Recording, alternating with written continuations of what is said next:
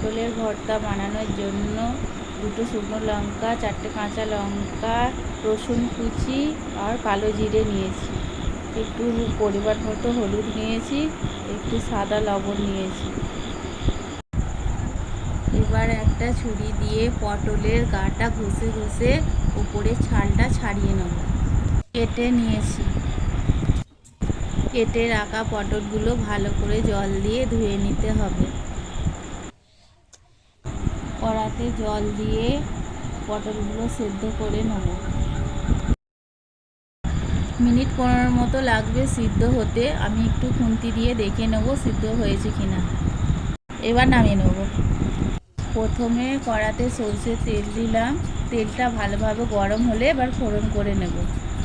প্রথমে দিয়েছি কালো জিরে, দুটো শুকনো লঙ্কা, চারটে কাঁচা লঙ্কা আর কয়েকটি রসুন কুচি। ভালোভাবে নেড়ে চেড়ে নিয়ে ফোড়নগুলো সব বাদামি কালার এসে গেলে তারপরে পেঁয়াজটা দিয়ে দিতে হবে।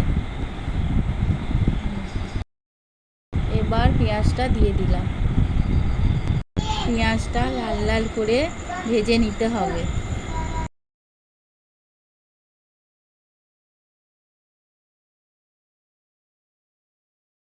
সিদ্ধ করে রাখা পটলটা বেটে নিয়েছি, সেটা এবার কড়াতে দিয়ে দিলাম।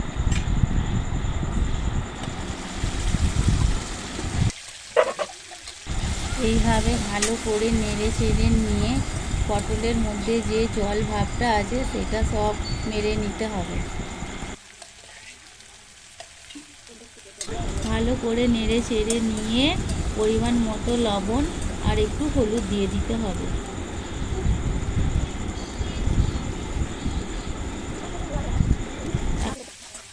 যতক্ষণ না জলটা শুকাচ্ছে ততক্ষণ এইভাবেই নাড়াচাড়া করতে হবে।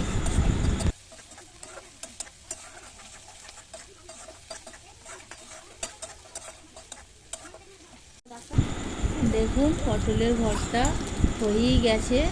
একটু নাড়াচাড়া করে এবার নামিয়ে নেব।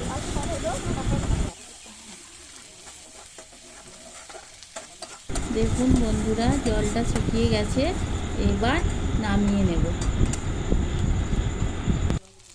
আপনারাও বাড়িতে একবার অবশ্যই বানিয়ে দেখবেন পটলের ভর্তাটা কেমন হয়েছে।